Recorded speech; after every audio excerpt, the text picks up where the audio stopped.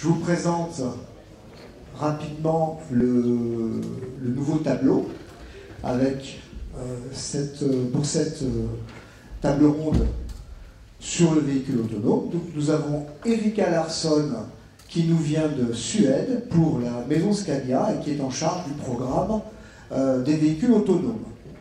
Donc ça tombe très bien. Nous avons Jean-Manuel Dossi pour la maison Knorr Bremse, qui est donc plus spécialisé dans tout ce qui est freinage et autres. Ah, je le dis bien en allemand. Stéphane Pommier pour Mercedes-Benz Trucks, maître de chez le prêtre, donc avocat. Madame Carole Martin da Torre, qui est donc pour le groupe Alliance. Et enfin, notre professeur, monsieur Olivier Klein, qui est chercheur à l'Université de Lyon. Donc c'est une bonne nouvelle. Pourquoi et pour qui, nous le verrons au cours de cette table ronde. Mais le véhicule autonome est en voie de développement. Donc, et ça, c'est un fait. J'en veux pour preuve la publication, le 14 mai dernier, du plan stratégique de la France en faveur du véhicule autonome, qui vise à mettre en circulation, d'ici 2020 à 2022, des voitures particulières et des véhicules lourds automatisés. Diverses mesures pour le déploiement de ces engins futuristes y sont prévues, mais il reste encore à définir leur cadre juridique et à régler quelques difficultés techniques avant leur généralisation. Selon l'auteur du rapport sur le véhicule à délégation de conduite, c'est Anne-Marie Hydrac, haute responsable pour la stratégie du développement du véhicule autonome en France, qui a déclaré que la France avait choisi une approche progressive pour faciliter l'émergence, puis le déploiement de technologies innovantes en matière d'autonomie de conduite. Il convient donc d'accompagner à leur rythme les progrès technologiques proposés par les industriels en s'assurant d'un haut niveau de sécurité. Tout le monde aurait pu le dire. Donc, pour décrypter dans la première partie de nos questions qui va porter plus sur l'état des lieux, pour décrypter ce que signifie réellement le terme de véhicule autonome, je me tourne vers Jean-Manuel Dossi qui va nous parler des niveaux de ce qu'on appelle le véhicule autonome. Tout à fait, Pierre. Bonjour, bonjour à tous et à toutes. Merci de nous offrir cette opportunité de dialogue, de panel de discussion. Et même si nous approchons de la fin d'après-midi, je pense que le sujet est passionnant, saura susciter éventuellement pas mal de questions dans l'Assemblée. Juste sur le point que vous évoquiez, Anne-Marie Hydrac, qui était tout récemment en cette belle région normande du côté de Rouen, où des tests sont en cours. Pour reprendre ses propos, anecdotiquement, elle est ancienne présidente de la RATP, et elle parlait d'expérimentation non artificielle. Ce qu'elle a pu voir en termes de conduite autonome était pour elle bluffant, et le parallèle que je voudrais juste tirer, c'est par rapport justement à ce monde du ferroviaire. Dans les grands centres urbains, nous sommes à Paris aujourd'hui, donc vous savez qu'il y a des lignes automatisées, notamment sur le métro, pour toute la partie souterraine, tout ce qui est underground. Pourquoi? Tout simplement parce qu'il y a possibilité aujourd'hui de conduire de manière autonome en vase fermé, en vase clos. Il y a beaucoup moins d'éléments perturbateurs qui arrivent sur le trafic. J'en veux pour preuve notamment les tramways, si certains les ont utilisés pour venir ici. Il y a beaucoup plus de trafic en aérien qui ne rend pas aujourd'hui la conduite autonome possible, de par le cadre réglementaire principalement. Vous m'attendiez, Pierre, peut-être sur expliquer les différents niveaux d'autonomie. Voilà, donc ce qui serait intéressant, c'est de nous expliquer maintenant les différents niveaux, en commençant par le niveau 0. Alors, niveau 0, on fait un petit flashback années 80. Pour les quinquagénaires, c'était certainement leur première voiture. C'était tout simplement le conducteur maître de son véhicule. Les seuls dispositifs d'aide à la conduite, quels étaient-ils? La direction assistée, les premières générations d'ABS, qu'on parle de véhicules de tourisme ou éventuellement de poids lourds, et pour les plus chanceux ou pour les finitions haut de gamme, on avait éventuellement quelques fonctions supplémentaires, donc années 80. Ensuite, nous évoluons assez rapidement. Je pense qu'il y a un fondu qui passe à l'écran en même temps. Vous verrez très bien la scission entre les différents niveaux d'autonomie. Le niveau 1, qu'est-ce que c'est? C'est un petit peu au milieu des années 90. Ça a été évoqué ce matin, ce qu'on appelle l'ACC, Adaptive Cruise Control. Vous l'avez aujourd'hui sur vos véhicules, qu'ils soient de tourisme ou poids lourd, encore une fois, où on a possibilité, par un système de caméras ou de capteurs, ou les deux qui se renvoient des informations contradictoires pour prendre la bonne décision, on a possibilité d'adapter sa vitesse par rapport au véhicule qui nous précède. Donc voilà le niveau 1. Nous arrivons donc au niveau 2 avec les années 2000. Le niveau 2, encore une fois, pour illustrer analogie véhicule de tourisme. Vous avez également dans vos véhicules aujourd'hui un système qu'on appelle le LDWS, Lane Departure Warning System, avec différents niveaux. La plupart du temps, dès l'instant que vous allez changer de fil sans actionner votre clignotant, vous ressentez une vibration ou un petit signal acoustique dans le volant. Donc là, on va être encore en niveau 1. En revanche, certains systèmes aujourd'hui plus aboutis ont tendance, dès l'instant qu'il y a le franchissement de ligne, à vous ramener dans votre fil si vous n'avez pas signalé l'intention de manœuvrer, de doubler, de changer de fil. Donc là, on passe en niveau 2, où effectivement, il y a une manœuvre qu'on va qualifier d'électronique qui vous ramène dans votre voie.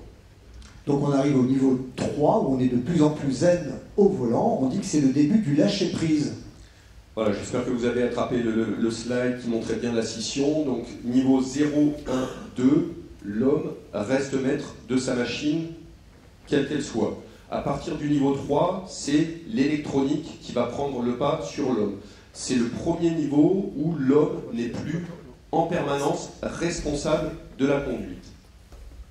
Très bien, et on arrive donc ensuite au niveau 4, où nous parlons de l'émancipation.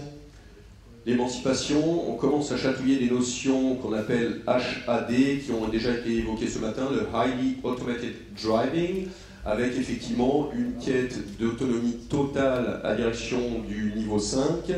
Le niveau 4, c'est sensiblement des manœuvres, par exemple, si on revient sur le poids lourd, où l'ensemble camion-remorque peut accéder seul, sans intervention d'un conducteur, à l'autoroute ou quitter l'autoroute par une bretelle.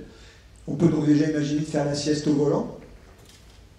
C'est peut-être un petit peu caricatural, Pierre, mais nous n'en sommes pas loin en termes de maturité technologique. Aujourd'hui, concrètement, ce serait possible. On revient encore sur les manœuvres en vase fermé. Ce qui nous manque pour arriver au niveau 5 et à l'autonomie totale, c'est effectivement l'évolution des réglementations et des infrastructures. Par infrastructure, qu'est-ce qu'on entend? Notamment pour ces véhicules autonomes, on a vu certaines vidéos assez sympathiques ce matin, les véhicules ont besoin de communiquer entre eux en temps réel par Wi-Fi. Vous avez suivi les débats aussi autour du déploiement de l'architecture 5G. Je crois que l'Amérique du Nord est un tout petit peu plus en avance que nous autres en Europe. Dès l'instant que nous n'avons pas ces infrastructures en place, il est difficile d'arriver à la conduite complètement autonome. Et donc on arrive au niveau 5, où nous entrons dans l'ère des robots. L'ère des robots, ça a été très bien matérialisé sur les vidéos ce matin, pour la livraison, pour la conduite. Donc effectivement, les systèmes de platooning, je pense qu'on y reviendra un petit peu tout à l'heure. Ce sont aujourd'hui des navettes complètement automatiques, dès l'instant qu'on évoque le niveau 5. Ce sont des taxis partagés. Je pense encore une fois, on ne va pas s'étendre, voilà le slide que j'évoquais. Donc vous voyez effectivement 3, 4, 5, on passe en termes d'interface homme-machine, la machine prend le pas sur l'homme, et effectivement, on peut se consacrer au niveau 5 à des activités complètement différentes, voire même ne plus avoir de chauffeur en cabine, peut-être sur le véhicule de tête d'un convoi, mais l'idée c'est vraiment d'augmenter le nombre de véhicules qui se suivent en platooning, en peloton ou en convoi. On en parlera tout à l'heure, vous pensez que ça va se développer vers quel horizon? On parle de 2025. Très concrètement, alors voilà, on donne toujours des tranches pour ne pas trop s'engager. Le niveau 4, on l'imagine, horizon 2021-2023, et le niveau 5, full autonomie, 2025 au mieux. Je pense que ce matin, il y avait un intervenant qui parlait de 2027. Voilà, on est sur une tranche 2025-2030. Encore une fois, non pas que nous ne soyons pas au niveau technologique, mais parce qu'il y a besoin de créer toutes les infrastructures pour accueillir ces véhicules autonomes. Eh bien, merci beaucoup pour la clarté de vos explications. Alors, c'est important de faire le point sur ces différents niveaux d'autonomie. Maître Guillain de chez Le Prêtre, vous êtes donc avocat. Quels conseils donneriez-vous pour bien aborder les questions qui se posent sur les enjeux du véhicule autonome, d'un point de vue juridique? Dans l'immédiat, déjà, ce qui est intéressant, c'est peut-être de se replonger sur l'état du droit aujourd'hui. Alors les droits aujourd'hui, il faut savoir qu'on part un petit peu de loin, puisqu'en réalité, les réglementations internationales aujourd'hui sur la conduite automobile nous ramènent à la Convention de Vienne du 8 novembre 1968. Vous voyez que c'est quand même pas tout à fait récent. Et en 1968, on a commencé à s'interroger véritablement sur cette notion de conduite automobile au niveau international. Et donc à élaborer les premiers textes sur la conduite automobile au niveau international. Et à cette époque-là, bien évidemment, on était loin d'imaginer la mise en place de véhicules autonomes, soit quasi autonomes ou totalement autonomes.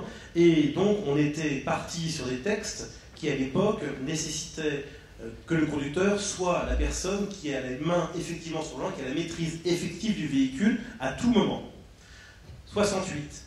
Et ce qui est assez effroyable, c'est qu'au vu de je suis allé ce matin, on a vu l'évolution technologique, vous l'avez développée il y a encore quelques minutes, on voit une évolution technologique qui a été extrêmement rapide, je veux dire, qui est intervenue il y a encore déjà quelques années. Donc on voit une évolution qui va assez vite, et il va falloir finalement attendre 2016 plutôt, avec la Commission européenne des Nations Unies, pour qu'on modifie enfin cet article 8. Donc 2016, on va commencer à élargir le champ juridique pour admettre que le conducteur puisse être quelqu'un qui n'ait pas constamment ses mains sur le volant. Donc c'est à compter de 2016 qu'on va pouvoir élargir le système juridique, si vous voulez, pour permettre la mise en place progressive de ces fameux véhicules autonomes avec un conducteur qui va être transformé de ce fait-là. Donc on est dans une phase de transition. Ah, tout à fait. Aujourd'hui, on est véritablement dans une phase de transition. On voit des textes qui évoluent. Alors en France, on a essayé d'un peu plus de précurseur. On a bougé, j'ai envie de dire, avant la Commission européenne des Nations Unies, puisque dès 2015, vous avez la loi de transition énergétique, où pour la première fois, c'était de mémoire dans l'article 37, on avait commencé à passer en filigrane l'évolution vers les véhicules autonomes, et avec, là c'est un point qui est important, on envisageait déjà en 2015, peut-être, la mise en place d'un système juridique de responsabilité spécifique. Donc une progression vraiment complètement différente par rapport à aujourd'hui. Parce qu'il y a un point qui est important à avoir en tête, c'est qu'en France, aujourd'hui, il n'y a pas de notion de responsabilité en matière de circulation. La loi 85, du Code inter, est venue bannir du champ juridique la notion de responsabilité, ça n'existe plus depuis 85.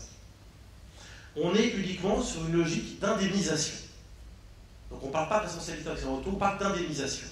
Et cette loi d'indemnisation, elle a vocation à indemniser les victimes d'accidents de circulation. Donc il faut bien avoir à l'esprit, c'est que la loi de 85 n'est pas centrée, je dirais, sur le responsable. Donc en espèce, on a aujourd'hui, avec le véhicule autonome, on a trois intervenants. On a le conducteur, propriétaire du véhicule, on a bien évidemment celui qui élabore, qui construit le véhicule, hein, et on a celui qui va éventuellement, la société qui va diriger le véhicule à distance. On a trois intervenants. Or, la 85, c'est véritablement centré exclusivement sur la victime, conducteur ou non conducteur. D'accord ? Avec deux statuts différents, un juridique différent en fonction de la victime, soit conductrice ou non conductrice, mais il faut vraiment avoir en tête qu'on bannit du régime indemnitaire cette notion de responsabilité, elle n'existe plus, elle est balayée d'un revers de main au profit d'une notion d'implication et de droit d'indemnisation. C'est complètement différent. Alors c'est vrai que les véhicules autonomes aujourd'hui amènent à s'interroger à nouveau sur une notion de responsabilité. Parce qu'on se dit, oui, mais attendez, j'ai des véhicules qui vont évoluer de manière totalement autonome, s'il y a un accident, qui est responsable? Alors en fait, ce raisonnement qu'on a par rapport à la responsabilité du véhicule autonome, elle va intervenir dans un second lieu, j'ai envie de dire. Premier lieu, accident de circulation, on va indemniser la victime, accident auto, soit qu'un camion ou une voiture, c'est la même chose. Hein. Et ensuite, l'action qui va être en responsabilité, c'est une action récursoire. Je parle peut-être chinois. Alors l'action récursoire, en réalité, c'est l'action que va intenter la personne qui a indemnisé. D'accord ? Et elle va indemniser en réalité pour le compte de qui elle appartiendra. Elle va se retourner ensuite contre le tiers responsable. Tiers responsable, vous l'avez compris, le constructeur automobile, si le véhicule a présenté un défaut, bien évidemment. Si le véhicule a un défaut, à ce moment-là, on va faire une action de responsabilité donc, contre le constructeur sur la base du produit défectueux, notamment. Sur un régime spécifique en France et en Europe sur les produits défectueux.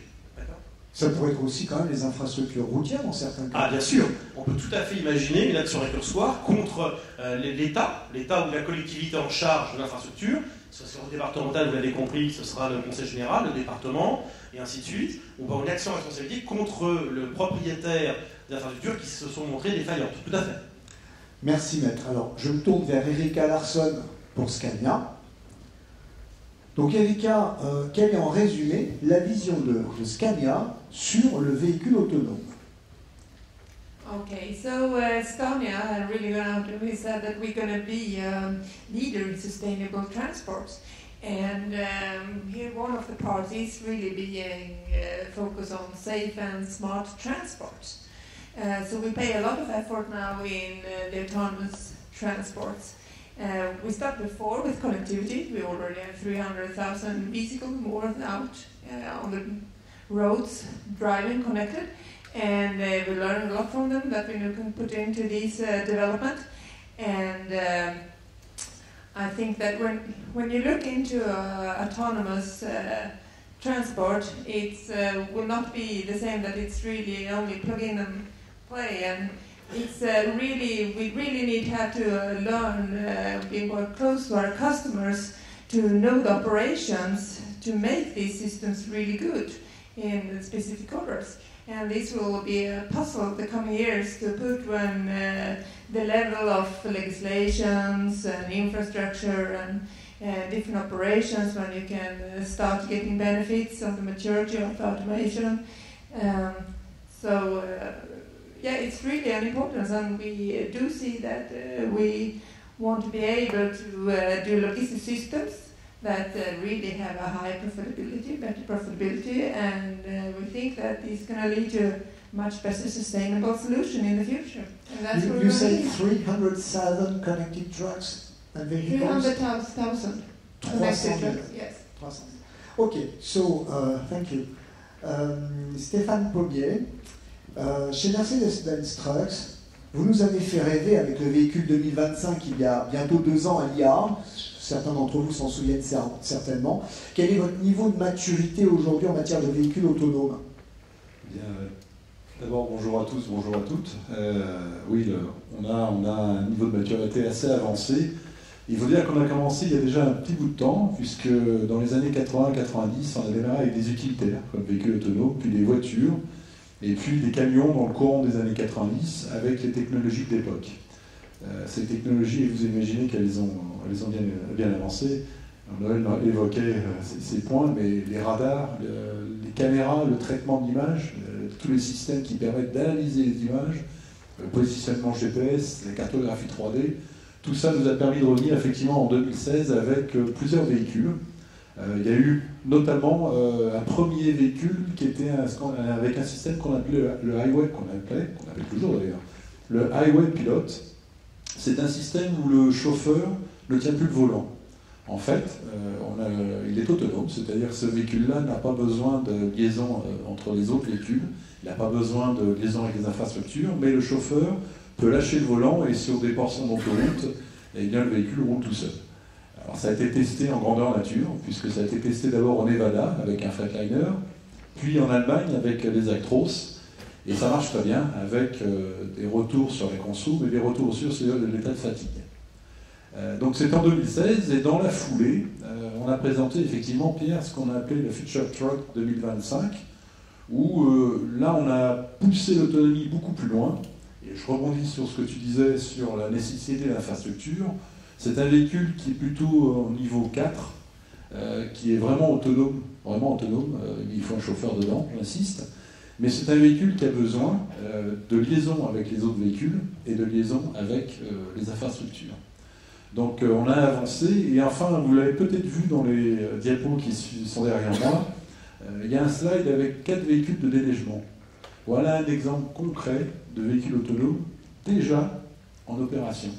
Ce sont des véhicules de déneigement qui ont été faits, donc c'est des véhicules orange que vous avez vu, il y en a 4, qui sont en exploitation, en test d'exploitation sur les aéroports en Allemagne. Alors vous allez me dire pourquoi des véhicules autonomes? C'est une activité, on n'imagine pas, mais le positionnement des véhicules des uns par rapport aux autres est extrêmement important. Or, dans les conditions de froid, ça tombe bien, dans les conditions de froid et de visibilité qu'on peut avoir lorsqu'il neige, ce positionnement, l'humain a beaucoup de mal à le faire. Et bien c'est beaucoup plus facile et beaucoup plus sûr et rentable de le faire avec des véhicules autonomes. Donc vous avez le premier véhicule qui est conduit et les 3 autres qui suivent en se positionnant très précisément le véhicule de devant. Voilà l'exemple déjà concret où on ne les attendait pas. Merci Stéphane. Carole Martin d'Ator, vous êtes donc responsable de projet en véhicule autonome chez Alliance. Vous êtes en train de mettre en place un écosystème véhicule autonome dans le monde. Expliquez-nous. Oui, tout à fait. Bonjour à tous. Alors, les écosystèmes, c'est déjà une nouvelle façon de travailler au sein du groupe Alliance. On a commencé à mettre en place les premiers écosystèmes chez Alliance France en 2017. Le premier écosystème qu'on a lancé, d'ailleurs, c'était un écosystème spécifique sur ma mobilité. C'est pour permettre aux gens qui travaillent au sein de la société, on est quand même des grosses boutiques, qui travaillent sur un même sujet, mais dans des métiers différents et dans des directions différentes, de mieux collaborer et de mieux travailler ensemble. On est en train de lancer un écosystème dédié aux véhicules autonomes, mais cette fois-ci à l'échelle du groupe, à l'échelle mondiale. Quand est-ce qu'il sera opérationnel? Alors on le lance d'ici 15 jours et il regroupera donc plusieurs entités du groupe Alliance.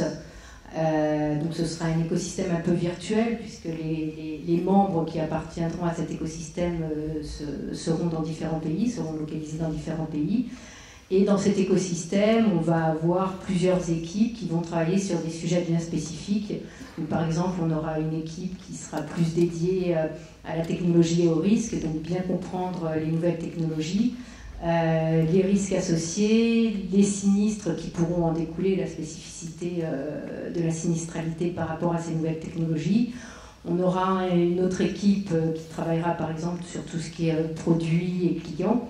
Donc bien définir la segmentation de tous les clients, parce qu'effectivement aujourd'hui on va arriver à une segmentation client beaucoup plus large que ce qu'on connaît par rapport à l'assurance auto telle qu'on la connaît aujourd'hui, qui ira du constructeur aux équipementiers, aux fournisseurs de soft, aux propriétaires, aux usagers, puisqu'on sait qu'aussi il va y avoir des habitudes de mobilité qui vont évoluer.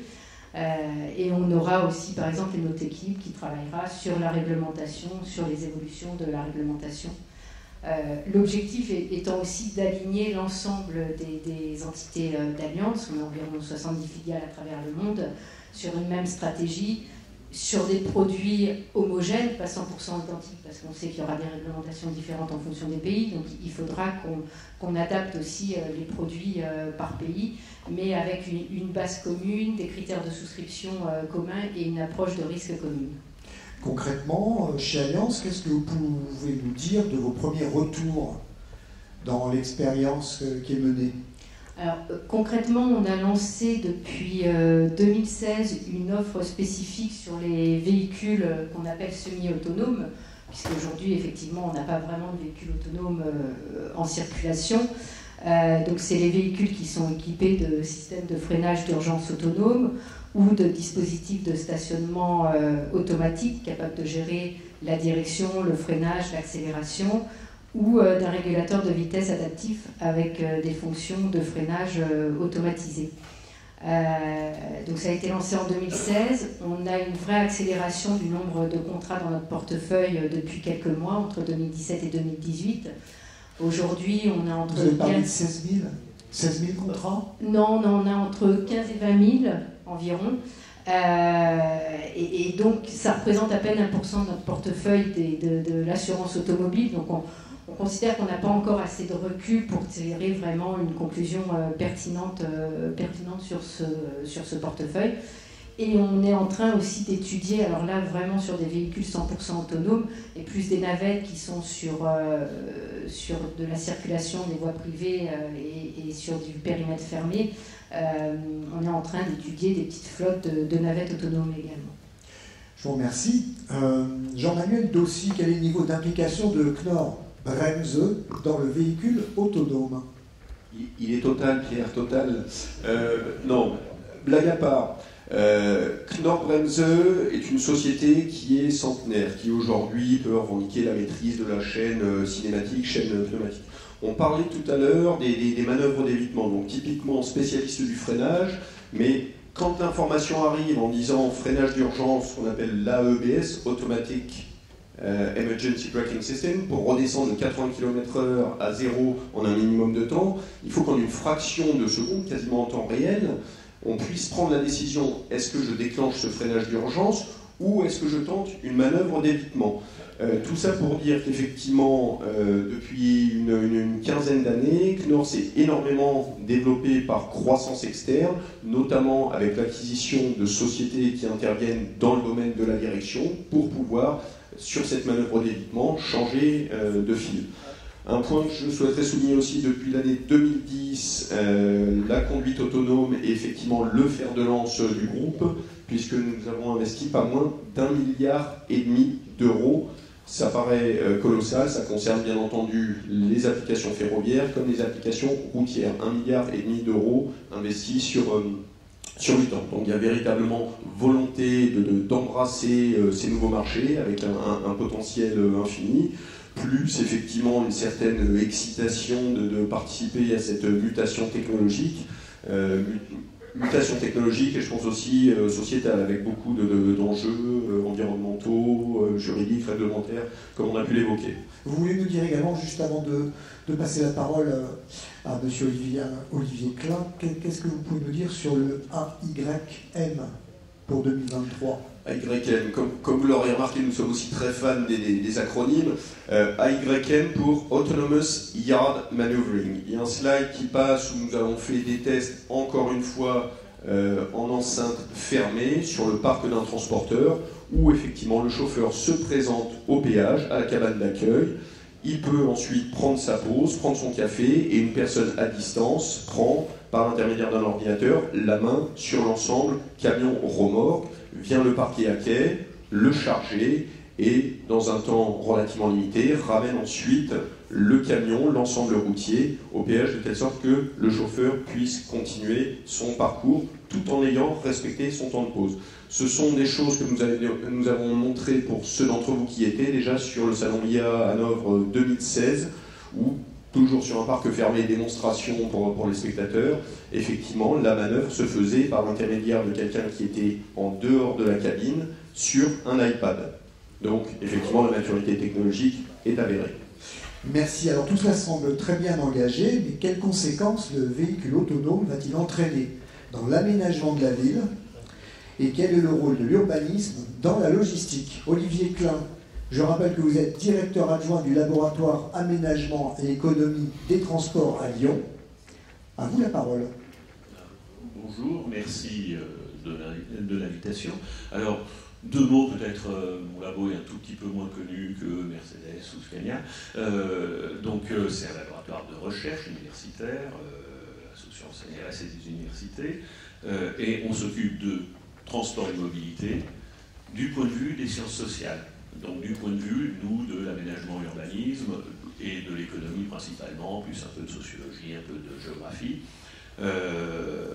Donc, vous allez dire, bon, un universitaire, ça va nous parler de grands mots. Enfin, moi, en tout cas, j'ai beaucoup moins de grands mots que vous avez d'acronymes. Mais j'ai en tout cas été bien rassuré dès ce matin parce que j'ai entendu que les questions de digitalisation, c'est pas que des questions de technique, c'est des questions d'organisation, c'est des questions d'humain, c'est des questions de société. Et encore dans la présente table ronde, quand on parle de droit, alors il y a de la technique du droit, mais finalement le droit c'est que la retranscription dans des textes de valeurs sociales, de façon dont la société souhaite s'organiser et réguler ses relations. Et c'est bien ça qui est important, et c'est bien ça qui est en jeu à travers ces automatisations, parce que effectivement, si je reprends l'exemple classique de le véhicule autonome a le choix entre écraser la grand-mère qui traverse devant ou tuer ses passagers, c'est bien une histoire de valeur sociale qui va être gérée à travers des textes quand on y arrivera. Alors Olivier Klein, pardon. J'allais dire, c'est bien d'être professeur, mais c'est encore mieux si vous avez des étudiants. Parlez-nous un petit peu de vos étudiants, et que font-ils? Alors, on a des étudiants diversifiés. Moi, je travaille à l'NTP, c'est une école d'ingénieurs, donc j'ai des étudiants ingénieurs qui s'occupent d'infrastructures, qui s'occupent aussi de calculer des modèles de trafic ou d'optimisation. Et puis, du côté universitaire, c'est plutôt des économistes, des aménagistes, urbanistes, etc. Et qu'est-ce que je fais avec eux? Alors, Je vais vous donner un exemple, parce que vous allez mal le prendre si je vous dis qu'avec eux on fait des jeux. On ne fait pas que ça, mais en tout cas on fait 2 jeux qui vont vous illustrer un petit peu la façon dont on prend les choses. Il y en a un qui s'appelle Urbalogue et qui part du constat que finalement les questions de logistique, pas seulement celles du froid, mais encore plus sans doute celles du froid, sont complètement ignorées des acteurs de la ville. J'en veux pour preuve, à Lyon simplement, on a un quartier sur lequel la collectivité communique pas mal, la Confluence, c'est moderne, c'est beau, etc. C'est smart. Et puis, en fait, ils ont construit ce quartier, avec un centre commercial quand même, et ils se sont rendus compte, à la fin, quand les camions sont arrivés pour livrer, qu'il y avait des enjeux de logistique dans un quartier comme celui-ci. Et finalement, la logistique urbaine n'avait pas été intégrée par tous ces acteurs qui ont construit ce quartier.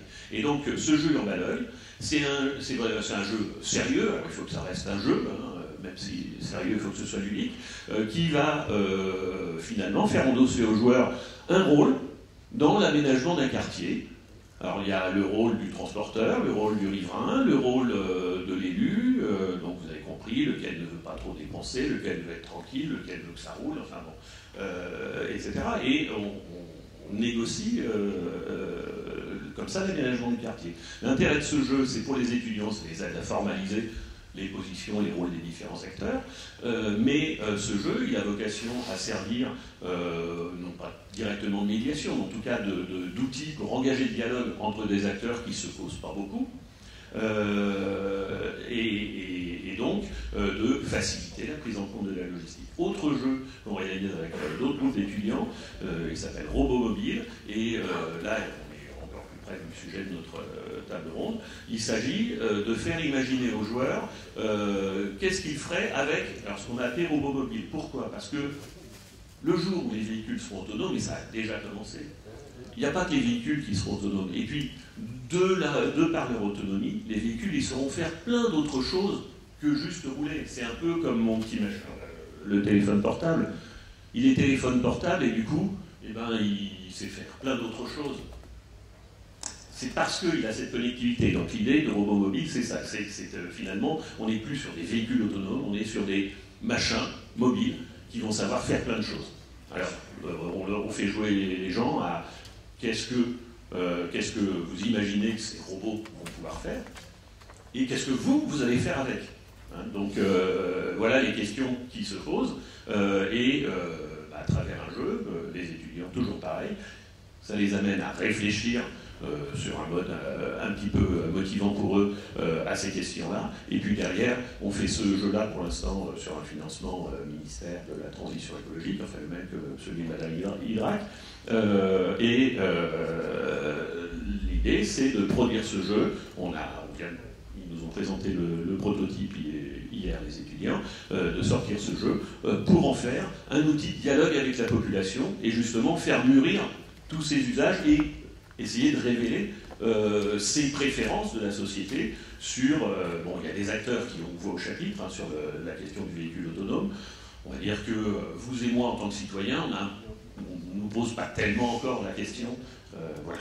Alors justement, on s'est bien s'amuser visiblement à Lyon, mais plus sérieusement, on en est où dans l'intégration des véhicules autonomes dans la cité, en 1 minute? Alors, j'ai l'impression que technologiquement, c'est pas demain qu'on va voir des véhicules autonomes dans la rue. On a bien entendu qu'en circuit fermé, il y a des choses qui marchent, mais dès qu'il y a des piétons, voire d'autres automobilistes, un peu d'indiscipline, etc. Donc, voilà. Maintenant, il y a des choses qui se passent. On voit déjà des manœuvres de parking. J'imagine que ça pose des problèmes de droit s'il y a un piéton qui se met sur la place de parking au moment où la voiture manœuvre. Voilà. Et puis, en même temps, les évolutions, qu'elles soient sociétales, mais qu'elles soient aussi matérielles, en termes de construction des bâtiments, de conception des bâtiments, il va falloir les anticiper. Quand on construit un bâtiment, quand bien même ça sera un bâtiment commercial, avec peut-être une durée de vie un petit peu moins longue, on le construit quand même pour 10, 15, 20 ans, facilement. Et donc dans 20 ans, on risque d'avoir des robots de livraison Sauf que si vous n'avez pas les portes d'entrée qui vont bien, les SAS qui permettent de gérer la transaction, parce que s'il y a un robot qui livre, vraisemblablement il y aura un robot qui réceptionnera, sauf qu'il faut qu'il y ait un espace pour qu'il se rende compte. Si la rue n'est pas aménagée, si on n'a pas commencé à concevoir la rue pour permettre la cohabitation, parce qu'il peut-être quand même qu'on restera, on conservera le droit de sortir dans la rue, si on n'a pas prévu tout ça très longtemps à l'avance, c'est-à-dire maintenant, enfin, c'est quand même un peu tard, il ne faut pas qu'on attende, y compris sur les niveaux 4 et 5, leur généralisation, pour se poser ces questions. Merci donc.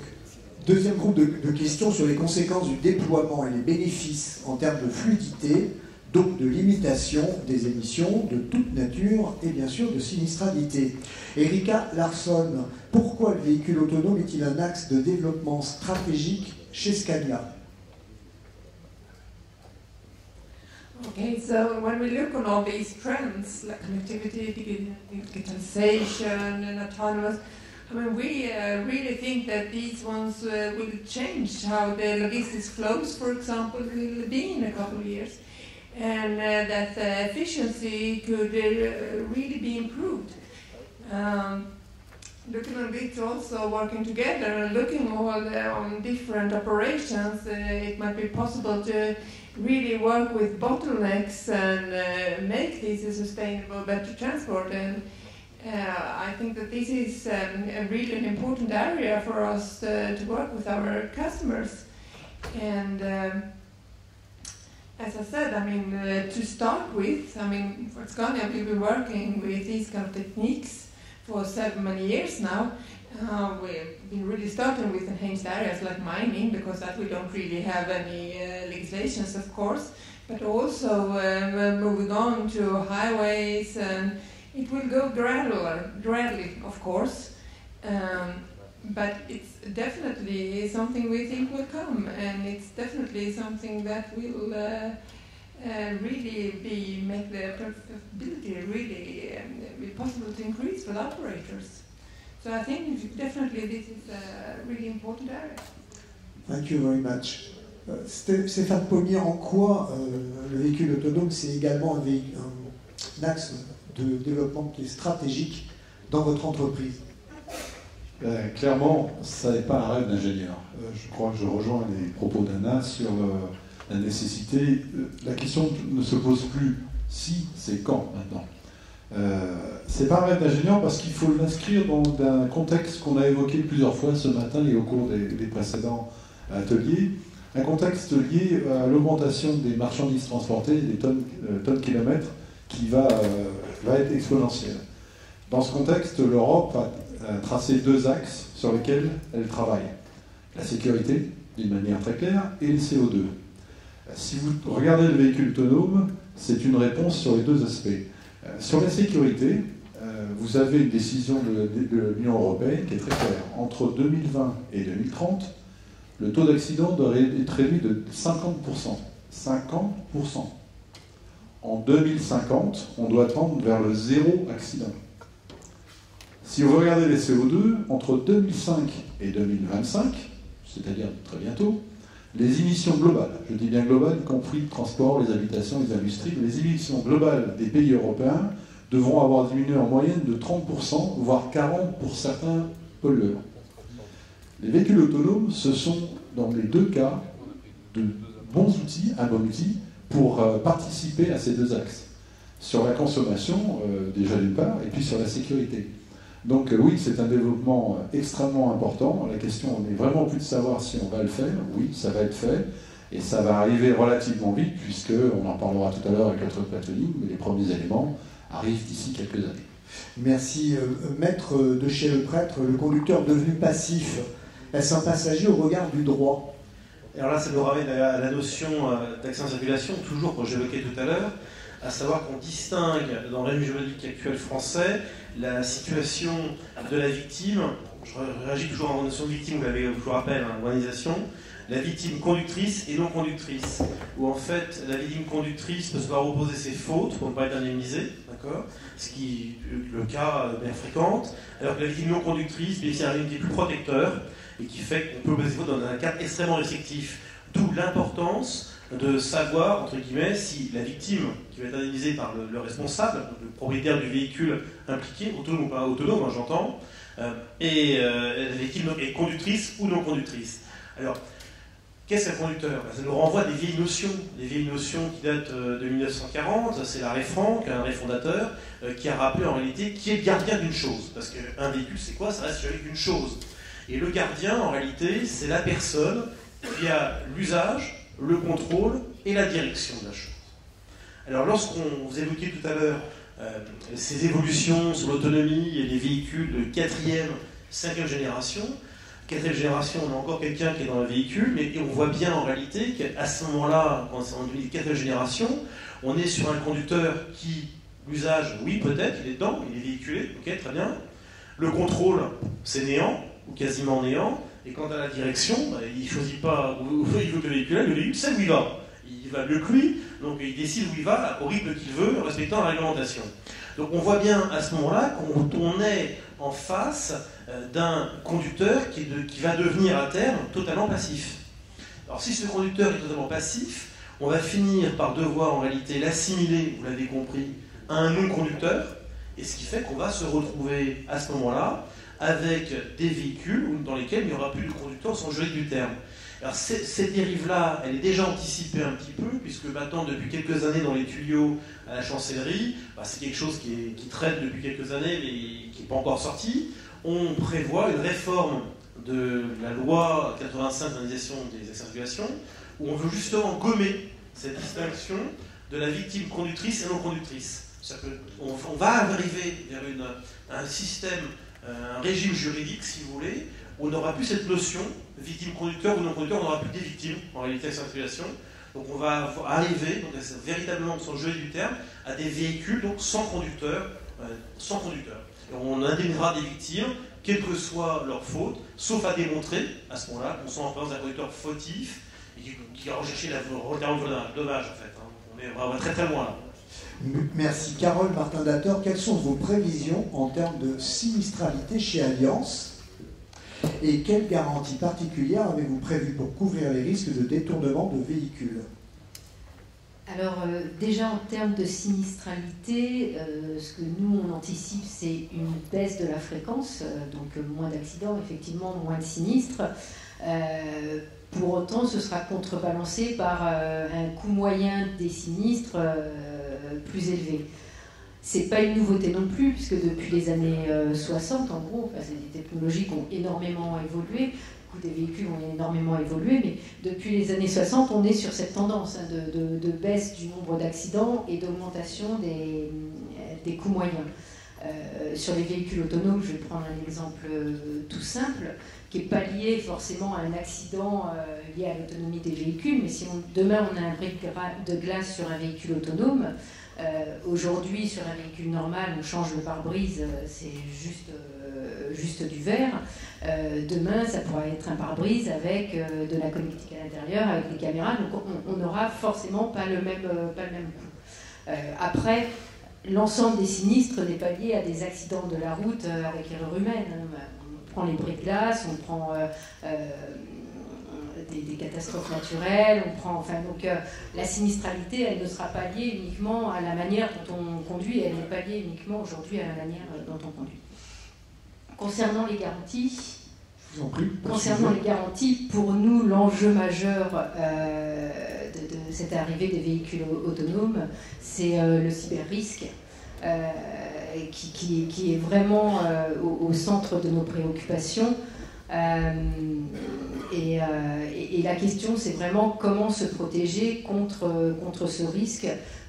Quelles sont les protections obligatoires qui devront être mises en place pour assurer l'inviolabilité, même si on sait que le risque zéro n'existe pas. Comment ces véhicules vont être homologués, parce qu'aujourd'hui il y a bien des homologations pour les véhicules, donc comment ça va être homologué et comment ce risque va être embarqué.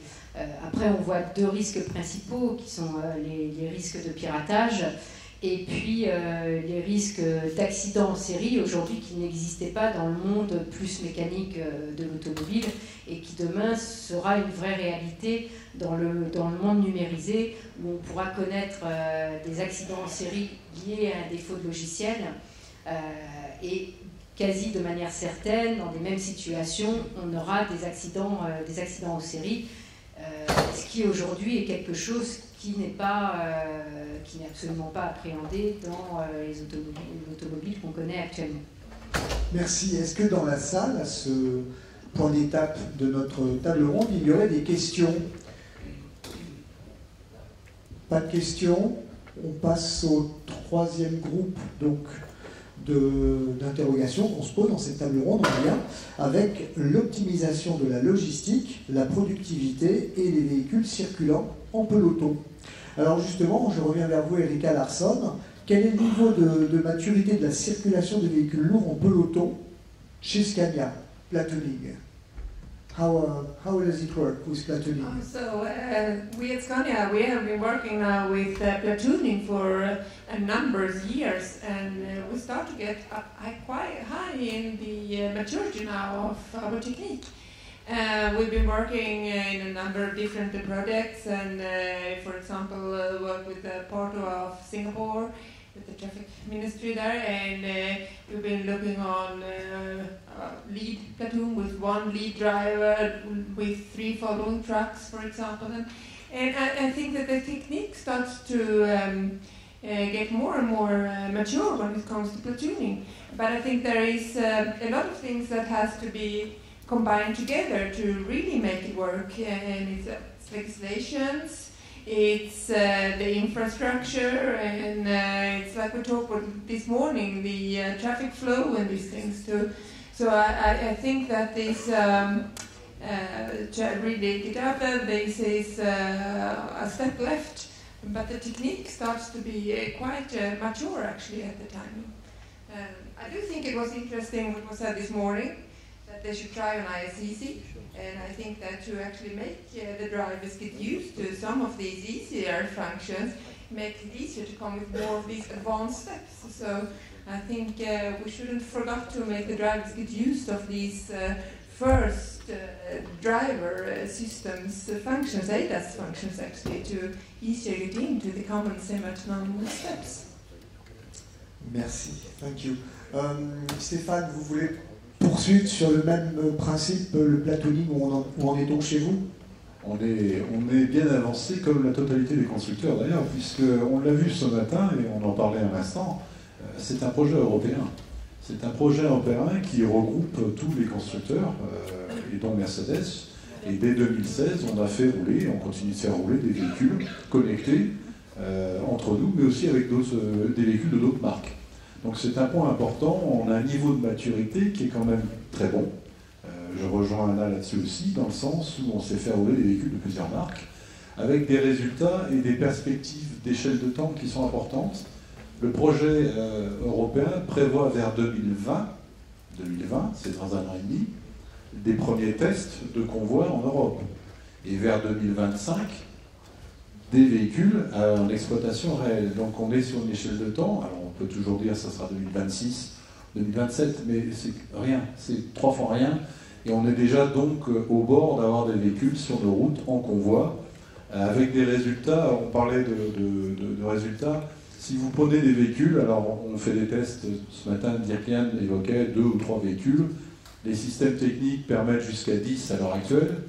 Ce que l'on mesure par exemple sur la consommation, c'est un point assez intéressant. Le premier n'a que 2% de réduction de consommation, c'est déjà pas si mal, mais les suivants c'est en moyenne 10%. 10% de réduction de consommation et donc d'émissions de CO2 directement qui sont obtenues avec ce système de platooning. Donc oui, c'est déjà bien avancé, ça fonctionne, c'est testé, ça continuera d'être testé, n'ayez aucun doute là-dessus. Merci. Jean-Marcel Dossi, quel est votre degré d'implication dans le platooning chez Knorr-Bremse? Je vous répondrai bien à nouveau, Pierre, qu'il est total, mais non, je ne ferai pas de figure entre nos 2 camarades constructeurs. Nous sommes équipementiers, donc nous fournissons les équipements, nous sommes systémiers, et effectivement, le constructeur fait ses tests de platooning, nous l'accompagnons. Simplement, juste quelques données chiffrées, ce platooning, on pourrait peut-être le mettre en français, peloton ou convoi. Si on arrive effectivement à enchaîner électroniquement les véhicules, le débit de circulation peut être multiplié par 5. Donc, dans les grandes métropoles, imaginez hier soir quand nous sommes allés à la Villette, ça a dû nous prendre 20 minutes ou une demi-heure pour faire 1 kilomètre. Bon, on n'en est pas encore à la conduite autonome sur le périphérique, nous sommes bien d'accord, mais malgré tout, il y a quand même des améliorations notoires qui peuvent être amenées très très rapidement. Vous imaginez également sur un feu tricolore, dès l'instant que le feu passe au vert et que tout ce convoi se met en branle, en même temps, on retrouve encore beaucoup d'améliorations au niveau de la sécurité, au niveau de l'impact environnemental, et ainsi de suite. Et effectivement, sur l'empreinte urbaine, incontestablement. Juste dernière donnée chiffrée pour parler de l'implication de Knorr dans le platooning. Nous avons commencé il y a maintenant une petite dizaine d'années. En 2009, il y a eu des projets, notamment Dirk Yann était là ce matin pour parler du Truck Platooning Challenge. Le Japon aujourd'hui est sur un projet qu'ils appellent Avenir 17, même s'il est déroulé en 2018, où pour eux le challenge c'est effectivement de faire rouler les convois avec interdistance 35 mètres. Donc on a tendance effectivement à réduire de plus en plus cette interdistance.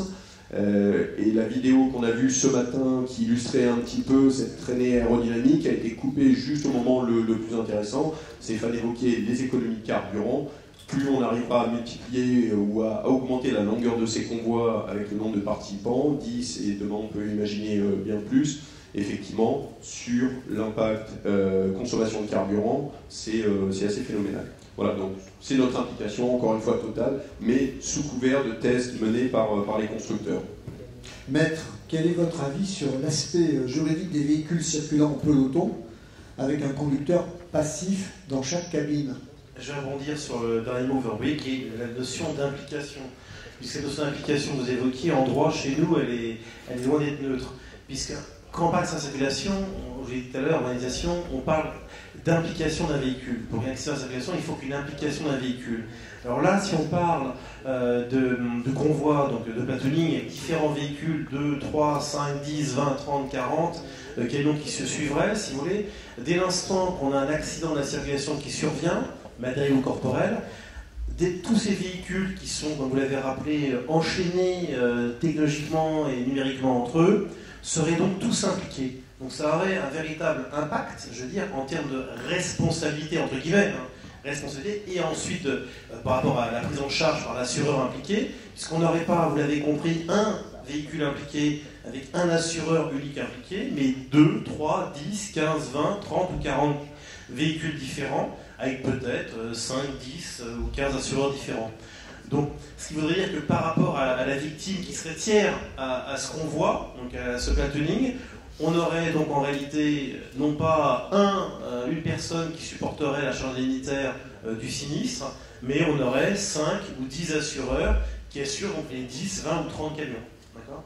Après, à charge de répartir entre les véhicules impliqués qui participent au convoi la charge indemnitaire, avec une clé de répartition en fonction des fautes de chacun. Mais bon, là, quand on est sur un système autonome, on pourrait imaginer qu'en réalité, les assureurs des différents véhicules impliqués dans ce convoi puissent faire une action récursoire, donc action en responsabilité après indemnisation, vous l'avez compris, à l'encontre du gestionnaire, je dirais, du convoi. Merci. Carole Martin-Dator, comment allez-vous garantir ces convois d'un nouveau genre? Imaginons un sinistre sur un des véhicules du peloton et les conséquences sur l'ensemble du peloton.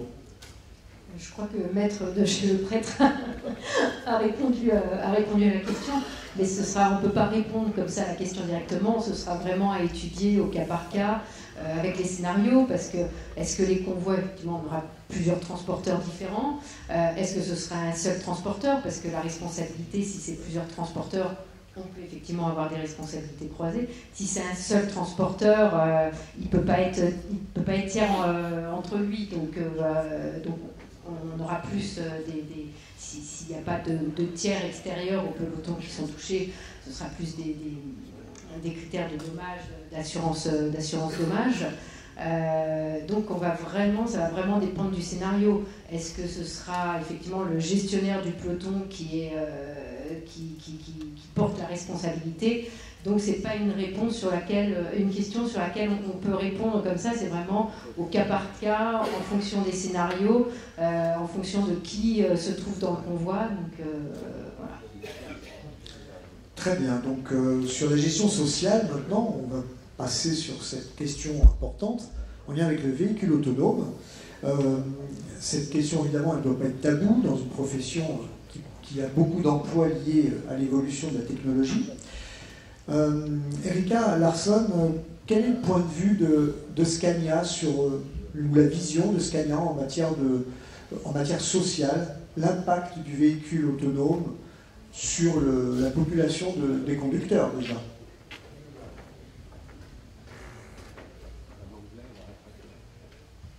So when we look on the drivers, of course, in the first steps coming up, we will still always need drivers in the cabs. And since when they're not driving, they would have the opportunity to do other tasks, for example. I think that this is also a question, and we're always looking at different things that they actually can do, because there is things they could actually do, the drivers in the logistics chain, while they actually have logged out and not driving or have other work time. But it's also when we start to discuss different topics, it's not always so easy, because when you talk with drivers, all drivers actually don't want to do the administration work either. So I think in first step coming out, it's really also a question of finding a good balance here. What is a good thing to do actually, and good level here, what the driver should do to attract drivers. Now we look on to in the future, and yes, maybe we could start to reduce the amount of drivers. And maybe in one scenario, like platoons and corridors from the beginning, maybe it's possible to have a driver in first truck and no drivers in the following trucks. That could be actually something coming, of course, at later stage, but still something that could definitely come. And also we could see opportunities where actually we see like a thermal depot or something, where maybe some things could be when you're not on the highway, that maybe it could be full automated and you don't need a driver in the truck. Maybe you don't need it on the road, but not in certain applications during the logistics chain. And maybe you can then have someone in a logistics tower that looks over a number of trucks. This is also scenarios you can think. Still, I mean, someone usually probably will have to have some kind of responsibility on the trucks, but maybe in more on a logistic tower or something when it comes to the number of applications. So I think that the number of drivers, yes, maybe that will decrease. I mean, that's the way forward, maybe with autonomous, but it could make other ways of working. And we still also see that it's not only the driving time. It also depends on how, when you actually come to the place where you're going to load or unload. Still, in many cases, maybe you need someone to load and unload. So I think it's quite a long transition phase here. And maybe in some places you can have really high autonomous function when you come in on a depot, but it will take a very, very long gradual time when everything gets just smooth by itself. So I would say that, there will be a certain, we could probably see stepwise certain stages in the logistics chains where we can start to reduce the drivers. Thank you. Stéphane Pommier, même question sur la vision de Mercedes-Benz Trucks sur le social avec le véhicule autonome. C'est une vision qu'il est très difficile de projeter facilement. Par contre, il y a des éléments qu'on peut deviner plus facilement. Déjà, je pense que le véhicule autonome, on ne peut pas l'isoler. C'est un panorama complet qui se dessine devant nous vers 2025, peut-être un petit peu avant, où on va se retrouver dans une situation où vous allez avoir des dirigeants d'entreprises de transport très occupés, comme aujourd'hui, Des salles d'exploitation qui auront de plus en plus d'informations qui arriveront grâce à la connectivité des véhicules, avec un grand nombre, déjà aujourd'hui, un grand nombre d'informations à gérer qu'ils n'avaient pas avant. Et puis des chauffeurs qui, pour le coup, auront plus de temps, puisqu'on déléguera une partie de leur conduite, si ce n'est pas la totalité à terme. Donc on a une situation, ça c'est un fait établi, que nous, on traduit par une redistribution des compétences. C'est-à-dire, c'est déjà le cas, hein, c'est quelque chose qu'on vit déjà aujourd'hui, que l'on vit graduellement, notamment avec les ateliers, où graduellement les ateliers intégrés des entreprises délèguent petit à petit cette charge de travail. Eh bien, notre vision, c'est de dire, oui, le chauffeur aura certainement plus de temps de disponible, peut-être qu'il est possible, je mets le conditionnel sur ce point, de lui affecter d'autres tâches, si ce n'est pas déjà fait, grâce notamment à la connectivité qui va arriver sur le véhicule. Le tableau de bord du véhicule va devenir un bureau, quelque part. Donc il y a peut-être d'autres fonctions, d'autres tâches qui peuvent être données aux chauffeurs, aux conducteurs, grâce à ce degré d'autonomie qu'il va acquérir.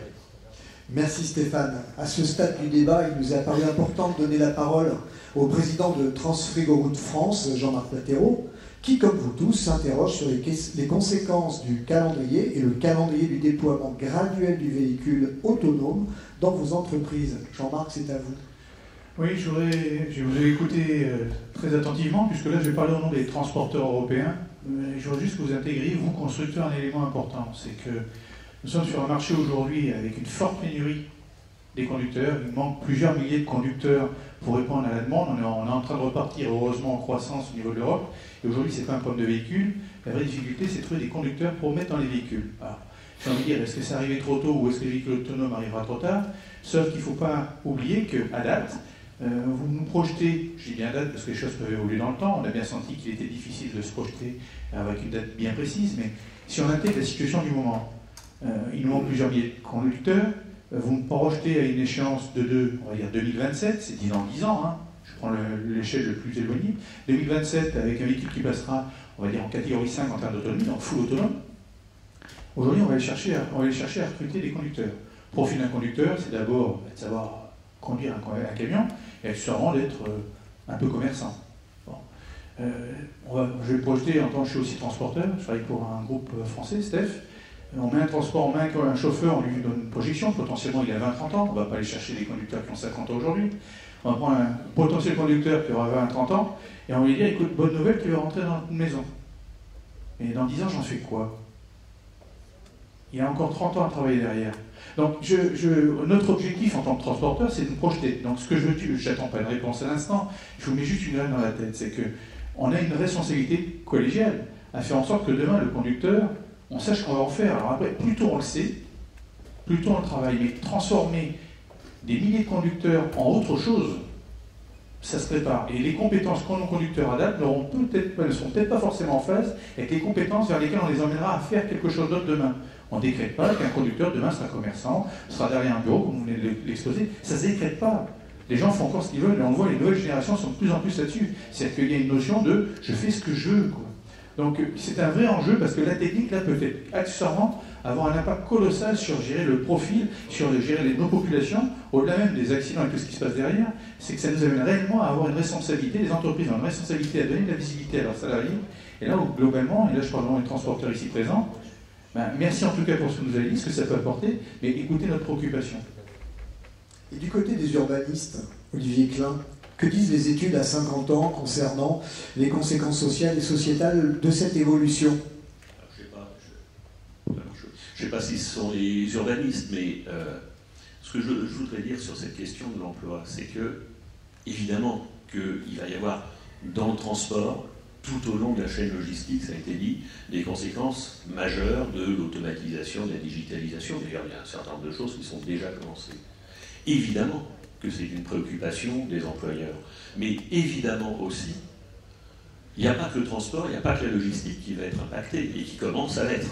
C'est-à-dire que de la caissière de supermarché au chirurgien, il y a tout un tas de métiers qui vont être fondamentalement transformés et qui, pour partie, vont disparaître.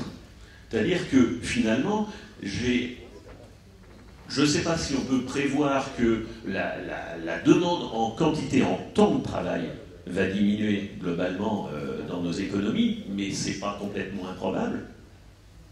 Donc voilà comment on va faire. Et puis, si ce n'est pas la demande en temps de travail, de toute façon, tous les métiers vont être impactés. C'est-à-dire qu'une part de la réponse, elle est au niveau de chaque entreprise, elle est au niveau des constructeurs, elle est au niveau des logisticiens, etc. Mais elle est aussi beaucoup plus globale parce que c'est l'ensemble du travail, la façon dont on le conçoit, la façon dont on le rémunère qui va être modifiée. Je pense que ce qui va nous arriver, ce qui est en train de commencer, est d'une ampleur sans doute plus importante de ce qui a débuté en 1973 avec la crise du pétrole et qui a... voilà, ça a été une affaire de la sidérurgie, de l'industrie textile. Mais on voit bien que ça a été une affaire, et on n'en est pas sorti du chômage de masse, hein, c'est une affaire d'une nation et plus globalement d'une économie mondialisée. Et je pense qu'on va vers une transformation qui sera peut-être pas, je ne veux pas dramatiser, hein, qui sera peut-être pas aussi douloureuse qu'on pu l'être, mais il y aura de la douleur, vraisemblablement, mais en tout cas qui est d'une ampleur au moins aussi grande, et donc les solutions que les uns et les autres doivent rechercher, elles doivent être pensées aussi comme ça, c'est-à-dire que c'est pas les solutions, elles ont sans doute une dimension sectorielle, mais elles ont sans doute une dimension qui dépasse largement le secteur du transport. Alors c'est pas forcément rassurant parce que ces aspects qui dépassent largement le secteur du transport, ni vous ni moi, on les maîtrise vraiment. Alors un mot peut-être aussi de l'avocat pour nous éclairer sur ces questions en lien avec le droit du travail, avant de passer la parole à la salle, s'il y a quelques questions. J'ai envie de dire provisionner, parce que ce qu'on vient d'expliquer à l'instant, c'est qu'on va se retrouver avec des chauffeurs, on ne pourra pas faire grand-chose malheureusement à terme, et vous allez être amené à les licencier. Donc il est évident qu'il va falloir envisager soit des reclassements, ça va être très compliqué, pour certains du moins, et ensuite il y aura nécessairement des licenciements qui interviendront, et ces licenciements ça a un coût qui est évident, et vous allez être amené bien sûr à faire des provisionnements pour supporter ce coût. C'est une certitude. C'est une certitude. Alors après, on peut se poser d'autres questions. On évoquait tout à l'heure le platooning, ça va avoir autant de travail. C'est dans ces camions, on va avoir 2 ou 3 camions qui vont suivre les uns derrière les autres. On aura un chauffeur actif peut-être dans le camion de tête, les autres qui sont inactifs. Est-ce qu'on considérera que ce temps d'inactivité, où ils sont quand même présents dans le camion, et sans intervenir, est-ce que c'est un temps de travail ou c'est un temps de récupération? C'est encore une discussion qu'on aura à avoir avec les partenaires sociaux à ce moment-là. Ce sera sûrement très compliqué et très douloureux, vous l'imaginer. Mais pour ce qui est, en tout cas, ce que j'ai dit tout à l'heure, Monsieur le Président, c'est évident qu'il y aura des licenciements de masse et qui conduiront à des provisionnements à effectuer pour pouvoir indemniser ces chauffeurs qui vont être licenciés. Bien, sur une note très positive, on va arriver quasiment à la fin de notre table ronde qui a duré 1 heure et 7 minutes et 54 secondes. Et donc, je crois que s'il y a des questions dans la salle, c'est le moment. Sinon, je dirais qu'il est urgent de ne pas trop se hâter vers la transformation sociétale. Des questions dans la salle? Non? Alors, normalement, il était prévu que quelqu'un de Transfrigorou de France, la chaîne logistique, fasse un petit mot de conclusion. Allez-y, Jean-Marc.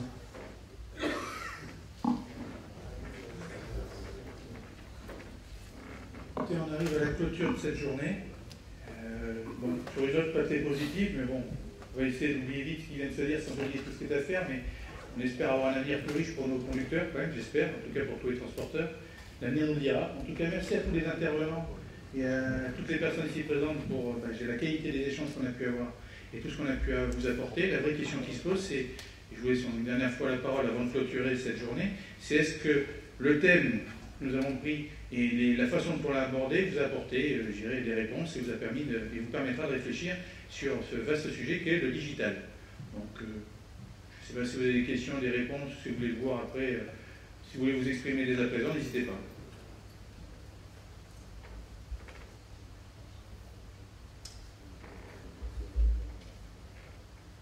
Bon, je vois que soit on a été très convaincant toute la journée, soit le dernier thème vous a complètement assommé ou déprimé. c'est beau un peu les deux. Bon, écoutez, en tout cas, merci pour votre écoute. Je vous rappelle donc que nous allons nous retrouver ce soir à 19h à la réception pour partir à notre dîner gala, donc, en plein centre de Paris. Écoutez, nous attendons tous. Ce que je voudrais faire encore une dernière fois, c'est remercier l'ensemble de nos sponsors sans qui cette journée n'aurait pas pu avoir lieu. Je voudrais également remercier en régie, parce que je les ai entendus tout au long de la journée, je dirais, nous ont accompagnés à la fois dans les présentations et dans les traductions. C'est un vrai exercice et on les voit, c'est des gens qu'on ne voit pas au devant de la scène mais derrière la scène. Et je voudrais tout particulièrement remercier Sylvain, Olivier, David et Pierre, et tout particulièrement Sylvain, et toute l'équipe d'interprètes de Vita. Merci en tout cas pour ce que vous avez fait. Merci à tous. Bravo.